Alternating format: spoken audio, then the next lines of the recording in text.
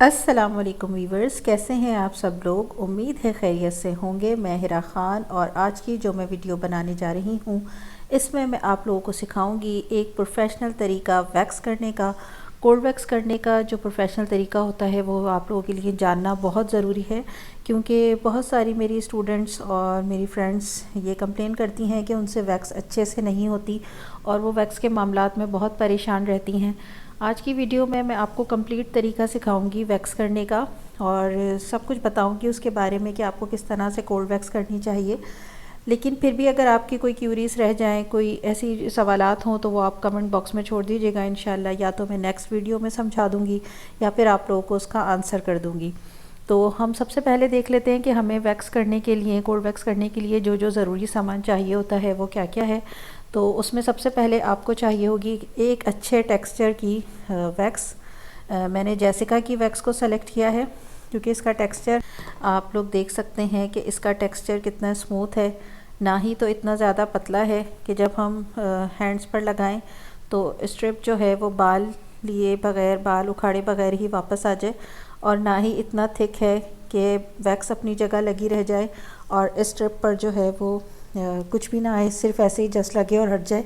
क्योंकि अगर वैक्स बहुत ज़्यादा थिक होती है तो ये होता है कि जब आप उसको हैंड्स पर अप्लाई करते हैं तो बाल नहीं निकलते, बल्कि वो बालों पर वैक्स हाथों पर लगी रह जाती है और स्ट्रिप ऐसी की ऐसी ही वापस आ जाती है।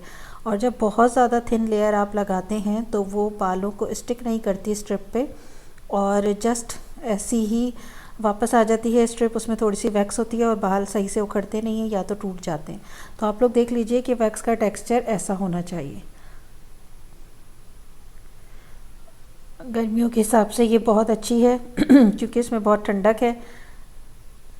आइस वैक्स है ये। कोल्ड वैक्स के अलावा हमें चाहिए होगी स्ट्रिप्स। आप प्रोफेशनल स्ट्रिप्स भी यूज़ कर सकते हैं, कोई कॉटन का कपड़ा लेके या ब्राउन पेपर लेके भी स्ट्रिप्स बना सकते हैं, या जीन्स के कपड़े से भी आप स्ट्रिप्स बना सकते हैं। इसके अलावा हमें चाहिए होगा सूदिंग लोशन। ये हमारा सूदिंग लोशन है। मैंने स्विस ट्रीटमेंट का लिया है, आप भी जो है वो स्विस ट्रीटमेंट का लें तो बहुत अच्छा है, वरना किसी अच्छी कंपनी का लें ताकि उसके रिज़ल्ट्स अच्छे हों। इसके अलावा हमें चाहिए होगा टैल्कम पाउडर, और इसके अलावा हमें चाहिए है एक बाउल, उसमें पफ और पानी हाथों को साफ़ करने के लिए, और कोई अच्छा सा हैंड वॉश और हैंड सैनिटाइज़र। ये सारी चीज़ें जो हैं वो बेसिक्स हैं और बहुत ज़रूरी हैं कोल्ड वैक्स करने के लिए। आप लोग किसी भी चीज़ को छोड़िएगा नहीं। जब आप वीडियो देखेंगे तो आपको अंदाज़ा हो जाएगा कि कितनी ज़रूरी है ये सारी चीज़ें और किस लिए ज़रूरी हैं। और जब आप वैक्स करें तो आप प्रोफेशनल तरीके से ही किया करें, जैसा कि मैं सिखाऊं। इससे पहले कि मैं अपनी वीडियो को स्टार्ट करूं, आप लोग मेरे चैनल को सब्सक्राइब कर दें, बेल आइकॉन को क्लिक कर दें, और अगर मेरी वीडियो पसंद आए तो लाइक, शेयर एंड कमेंट ज़रूर कीजिएगा। आज जो मैंने मॉडल सेलेक्ट की है कोल्ड वैक्स की वीडियो बनाने के लिए, आप लोग देख सकते हैं कि इनके हाथों पे कितने बड़े बड़े बाल हैं, और इसकी वजह यह है कि इन्होंने हेयर रिमूविंग क्रीम्स यूज़ की हुई हैं अपने हाथों में, जिसकी वजह से इनके बाल जो हैं उसकी जड़ें भी बहुत मज़बूत हो गई हैं, बाल भी ग्रोथ बहुत ज़्यादा हो गई है बालों की हाथों पर, और डायरेक्शन भी जो है वो काफ़ी ख़राब हो गई है, यानी कि एक तरफ नहीं है डायरेक्शन इनके बालों की, अलग अलग सिमत में जा रहे हैं सारे बाल। वैक्स स्टार्ट करने से पहले आप अपने क्लाइंट के हैंड्स की स्किन को चेक कर लें कि उन्होंने कोई क्रीम तो नहीं अप्लाई की हुई, या उनके हाथ ऑयली तो नहीं हो रहे, या उनके हाथों पर पसीना तो नहीं है, क्योंकि अगर ऐसा होगा तो स्टिक नहीं होगी सही से वैक्स। तो इसलिए आप ये अच्छे से चेक कर लीजिएगा। उसके बाद आप अपने हाथों को किसी भी अच्छे सैनिटाइज़र से सैनिटाइज़ करें, क्योंकि जब हम वैक्स करते हैं तो क्या होता है कि पोर्स ओपन हो जाता है जहाँ जहाँ से बाल निकलते हैं, तो क्लाइंट को कोई जरासीम ना लगें और कोई एलर्जी ना हो, तो इसलिए आप अपने हाथों को अच्छे से सैनिटाइज़ कर लें। उसके बाद क्लाइंट के हैंड्स पे बहुत अच्छे तरीके से टैल्कम पाउडर लगा दें ताकि हाथ जो हैं वो बिल्कुल खुश्क हो जाए, और जब हम वैक्स अप्लाई करें तो अच्छे से अप्लाई हो जाए। तो आपने टैल्कम पाउडर अच्छे से लगाना है ताकि बाल जो हैं वो बिल्कुल अच्छे से स्टिक हों और एक एक बाल अलग हो जाए स्किन से, और जब हम वैक्स लगाएं तो अच्छे से अप्लाई हो जाए। इस वक्त जो मैं वैक्स यूज़ कर रही हूँ ये जैसिका की आइस कूल वैक्स है। इसका टेक्सचर भी बहुत खूबसूरत है और एप्लीकेशन भी बहुत अच्छी होती है इससे। और जब आप हाथ पर अप्लाई करते हैं इसको, उसके बाद जब आप वैक्स करते हैं तो बहुत इजीली वैक्स हो जाते हैं, सारे बाल आराम से उखड़ जाते हैं। आपने बहुत कम मिक़दार में इसको लेना है और जिस डायरेक्शन पर क्लाइंट के बाल आपको नज़र आएँ, आपने उसी डायरेक्शन पर वैक्स को अप्लाई करना है।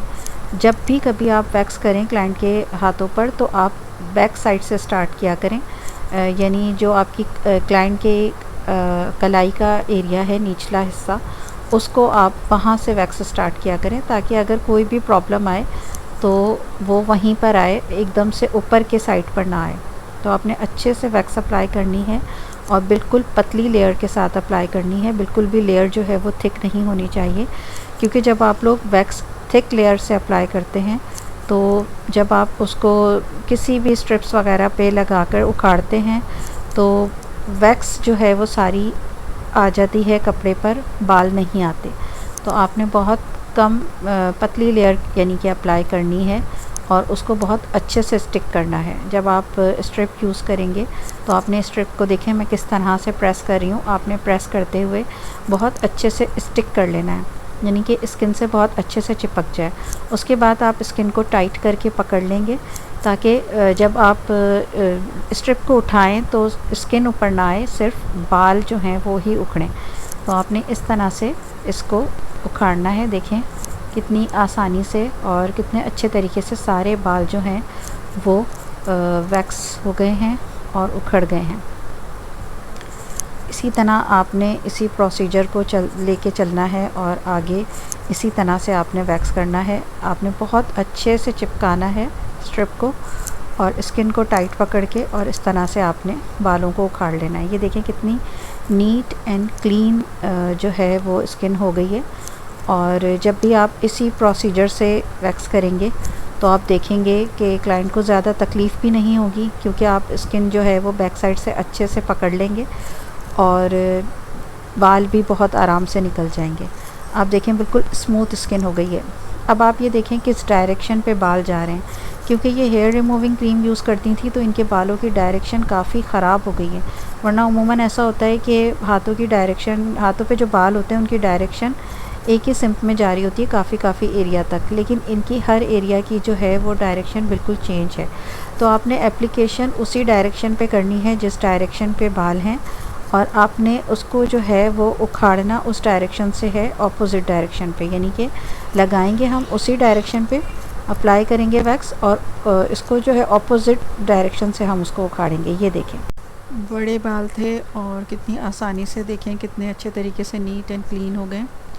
और आपने इसी प्रोसीजर को आगे भी लेके चलना है और इसी तरह जिस डायरेक्शन पर बाल हैं उसी डायरेक्शन पर आपने वैक्स अप्लाई करनी है। वैक्स की बहुत पतली सी लेयर अप्लाई करनी है और बिल्कुल भी मोटी थिक लेयर नहीं होनी चाहिए, क्योंकि जहाँ पर आपकी वैक्स की लेयर थिक होती है वहीं पर प्रॉब्लम शुरू होती है, वहीं पर कपड़े पे जो है वो स्ट्रिप्स में वैक्स आना शुरू हो जाती है और बाल टूटते हैं, अच्छे तरीके से निकलते नहीं हैं। आप देखें इसी प्रोसीजर से चलना है हमें और पूरे हाथों पर हमें इसी प्रोसीजर के साथ अच्छे तरीके से वैक्स करनी है। आप लोगों को इस बात का ख्याल रखना है कि ऑपोजिट डायरेक्शन से उखाड़ें बालों को, और डायरेक्शन के हिसाब से ही अगर आप वैक्स करेंगे तो बहुत अच्छे से जो है वो बाल उखड़ जाएंगे। और अगर आप सही सिम्प से बालों को नहीं उखाड़ेंगे तो बाल जड़ से नहीं निकलेंगे बल्कि टूट जाएंगे। और जब हम हाथों के ऊपर वाले हिस्से पे यानी बाजू पे वैक्स करते हैं तो बहुत एहतियात के साथ करते हैं, क्योंकि वहाँ की स्किन ज़्यादा सेंसिटिव होती है हाथों के ऊपर वाले हिस्से की, बाजू की, और थोड़ी लूज़ भी होती है। तो आपने बहुत एहतियात से करनी है। कोहनी पर भी किया करें वैक्स, अक्सर लोग कोहनी छोड़ देते हैं, इनके तो खैर बाल हैं, लेकिन कुछ लोगों को मैंने देखा है अगर कोहनी पे बाल नहीं होते तो छोड़ देते हैं, लेकिन आपने कोहनी पर भी करनी है, क्योंकि वैक्स जब हम करते हैं तो बालों के साथ साथ डेड स्किन भी उतरती है। और अगर हम कोहनी पर नहीं करते वैक्स तो कोहनी जो है वो काली महसूस होती है।